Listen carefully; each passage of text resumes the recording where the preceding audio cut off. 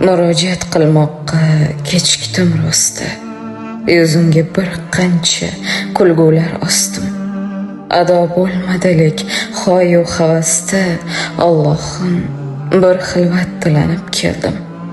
Bu ham o'tar degan fikrlar bilan, tilimga yangilik zikrlar bilan, mendagi bu ikir-chikirlar bilan Allohim bir manfaat tilanib keldim.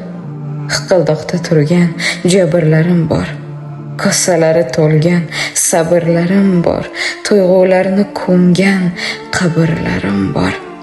Allohim bir madad tilanib keldim.